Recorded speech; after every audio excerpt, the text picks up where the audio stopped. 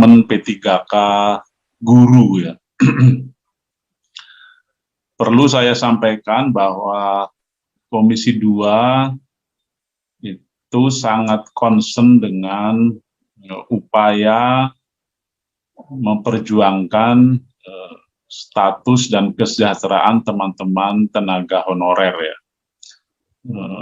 Baik itu guru, tenaga kesehatan, tenaga penyuluh pertanian, maupun tenaga teknis. Kalau zaman pemerintahan yang lalu, itu ada 3 peraturan pemerintah yang digunakan untuk menyelesaikan teman-teman tenaga honorer ini ya. PP 48 2005, PP 43 2007, PP 56 2012. Ya. Ketiga PP ini turunan dari Undang-Undang 874, pokok-pokok kepegawaian, sebagaimana telah diubah dengan Undang-Undang 43199. Ya. Waktu itu cara menyelesaikan teman-teman honorer ini bisa dengan seleksi administrasi, dengan verifikasi dan validasi, lalu mulai tahun 2012 sampai 2014 itu dengan seleksi administrasi dan kompetensi bersama teman-teman honorer yang lain, dalam arti sesama tenaga honorer yang lain.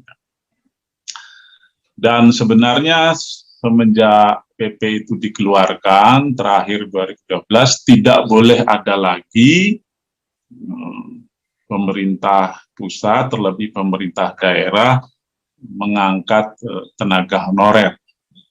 Namun demikian, hal itu terus terjadi sampai hari ini. Kita tidak menutup mata, Komisi 2 DPR RI dan pemerintah, dalam hal ini Kementerian Pan-RB, atas persoalan yang terjadi. Kita berusaha betul memberikan jalan keluar yang tetap berpegang kepada aturan, dalam hal ini undang-undang. Setelah 2014 itu ada Undang-Undang Aparatur Sipil Negara, Undang-Undang 5 2014, yang menegaskan aparatur sipil negara itu hanya ada 2 kategori, PNS dan P3K, pegawai pemerintah dengan perjanjian kerja. Kalau PNS teman-teman sudah pada tahu ya. Nah,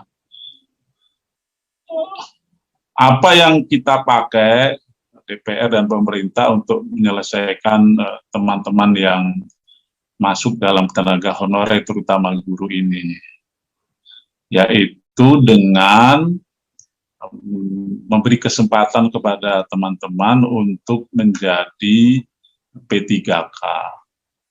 2019 yang lalu sudah ada sekitar 49.000 sekian yang sudah mendapatkan nomor ya. Kalau PNS kan NIP, ini nomor P3K. Tadi udah ketemu ya, yang di bawah 35 ya. Kalau yang di atas 35, masa kerja paling singkat 3 tahun, terus menerus, itu kan sudah ada afirmasinya ya, 15%. Tapi kalau yang di bawah 35, nah, maksud saya begini, ya kan, oh ternyata peraturan Menteri PAN RB ini masih ada kekurangan, masih belum memotret realitas seluruhnya. Oke, nanti kita masukkan nih di bawah 35. Oke. Oke. Selain memang seperti yang sudah saya sampaikan, penambahan persentase ini berarti kita dapat lagi yang belum itu, yang di bawah umur 35, masa kerja minimal 3 tahun ya, terus-menerus sampai sekarang, nah, itu belum. Nah, ini bagus nih berarti.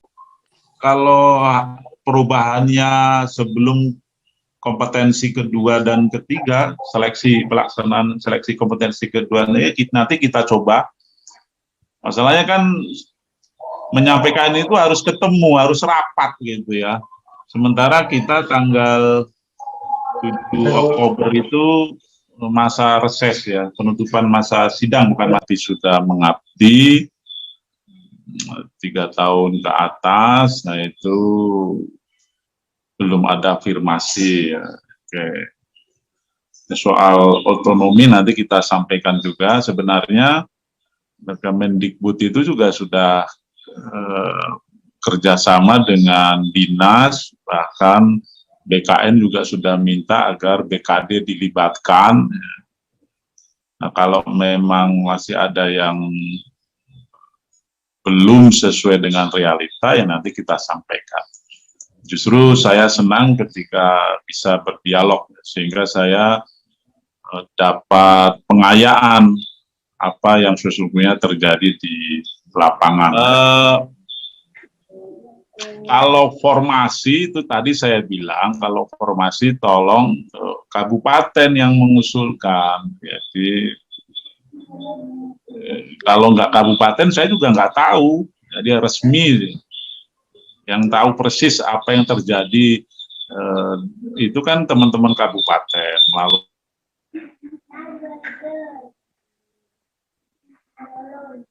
gitu ya, untuk tahun depan itu diusulkan.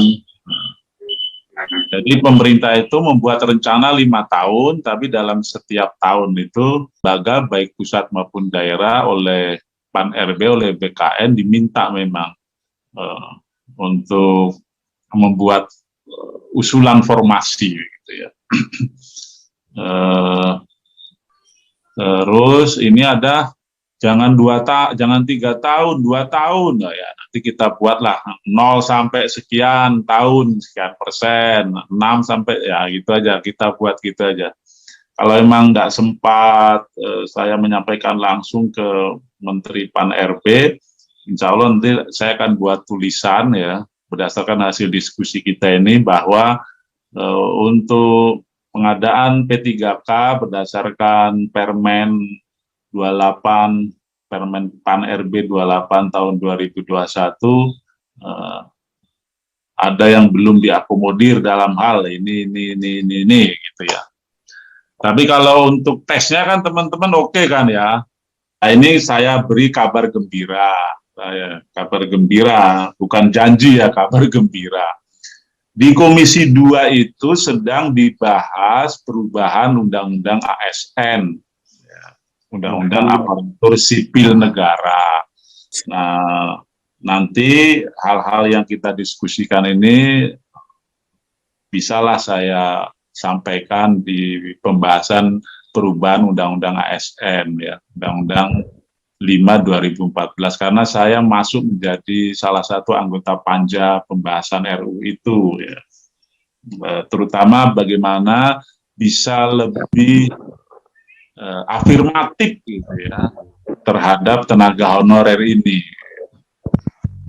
Termasuk kalau memang berdasarkan masa pengabdian, lalu linier pendidikannya yang didapat sama pengalamannya, artinya mata pelajaran yang diampu begitu, berapa belas tahun ya, nggak diangkat, nah itu bisa itu. Kalau undang-undangnya berubah, tentu kan ke bawahnya pasti berubah. Salah satu semangat kita melakukan perubahan Undang-Undang Aparatur Sipil Negara 5 2014 itu dalam rangka memberikan jalan keluar bagi teman-teman honorer yang sudah mengabdi sekian puluh lama, yang yang sampai sekarang belum ada, yang existing yang sampai sekarang belum maksimal begitu.